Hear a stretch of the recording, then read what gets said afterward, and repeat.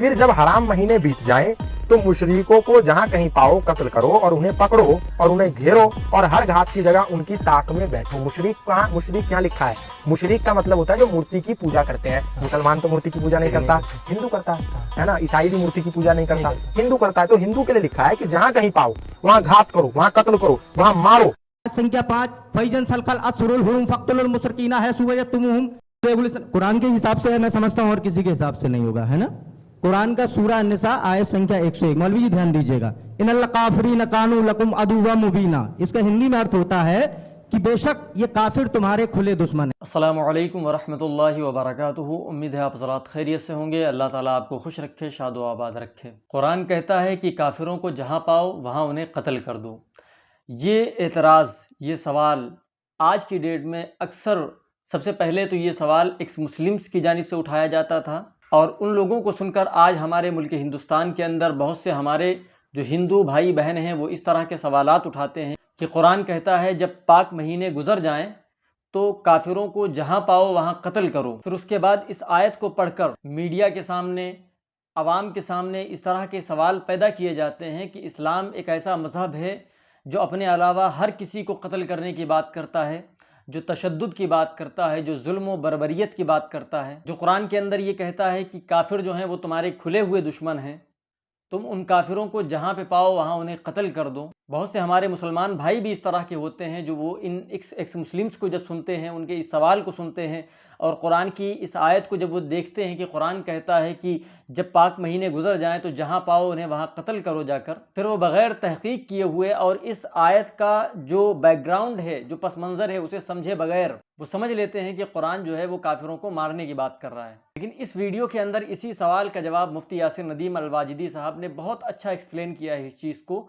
जो हमारे मुस्लिम भाई अभी तक ये सोच रहे हैं कि कुरान के अंदर इस तरह की कोई आयत है, या हमारे गैर मुस्लिम भाई अभी तक सोच रहे हैं कि कुरान हमें मारने की बात कर रहा है, कुरान ये बात कर रहा है कि काफिरों को जहाँ पाओ वहाँ कत्ल कर दो जाकर, तो वो इस वीडियो को देखें और जो मुफ्ती यासिर नदीम अल-वाजिदी साहब ने इसका जवाब दिया है वो सुने, तब उसके बाद उनको इस आयत का सही मतलब समझ में आएगा। मोहतरम नाज़रीन, आप ये वीडियो देखें। इस एतराज का जवाब देने से पहले मैं आपको स्क्रीन पर एक पैसेज दिखाता हूँ। ये भगवत गीता के एक वर्स का इंग्लिश ट्रांसलेशन है जिसमें लिखा हुआ है कि if you are killed in the battle you will ascend to haven.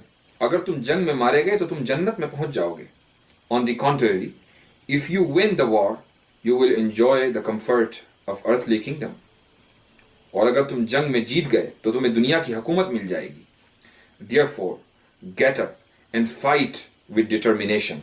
इसलिए उठो और तवज्जो के साथ लड़ो। With equanimity towards happiness and सोरो। खुशी और गम को सामने रखकर लड़ो। Gain and loss, victory and defeat. कुछ पाने और कुछ खोने के लिए लड़ो।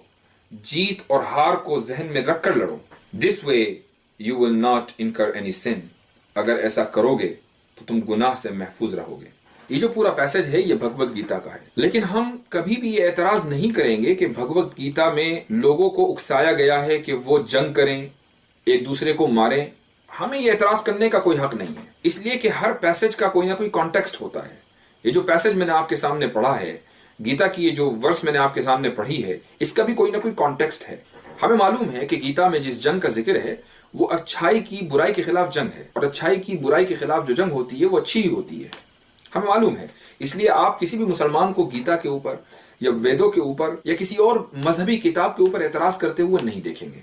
हाँ, आप बहुत से गैर मुस्लिमों को जरूर देखेंगे कि वो कुरान करीम पर एतराज कर रहे हैं। सूरह तौबा आयत नंबर 8, जिसमें हुक्म ये दिया गया है कि जब मुकद्दस महीने पूरे हो जाएं तो तुम मुशरिकीन को, आइडल वर्शिपर्स को जहां देखो, जहां पाओ वहां कत्ल कर दो। इस आयत का भी एक खास कॉन्टेक्स्ट है।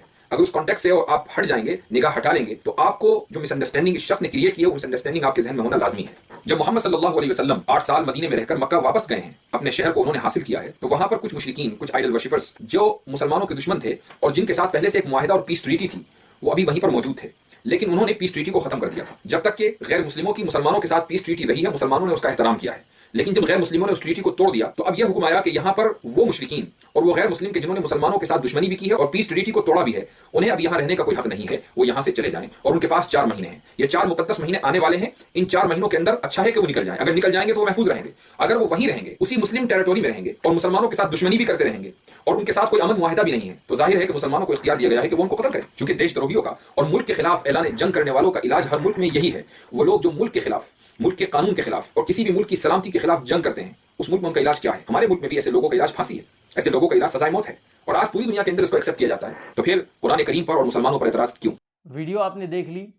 اب ویڈیو سے یہ بات تو آپ کو سمجھ میں آ گئی ہوگی کہ یہ جو آیت قرآن کے اندر آئی ہوئی ہے فَإِذَا انْسَلَخَ الْأَشْهُرُ الْحُرُمُ، تو یہ جو آیت قرآن کے اندر آئی ہوئی ہے کہ فَاقْتُلُوا الْمُشْرِكِينَ حَيْثُ وَجَدتُّمُوهُمْ کہ مشرکین کو جہاں پاؤ وہاں قتل کرو جا کر، تو اس آیت کا ایک بیک گراؤنڈ ہے اور یہ کچھ خاص لوگوں کے لیے ہے. اگر یہ آیت عام ہوتی تو مسلمانوں نے پھر اتنے سال حکومت کی ہے اور ان کے اس دور کے اندر ان کے ماتحت پتہ نہیں کتنے غیر مسلم ہمیشہ سے رہتے چلے آئے، لیکن کبھی ایسا نہیں ہوا کہ ان کا قتل عام ہوا ہو.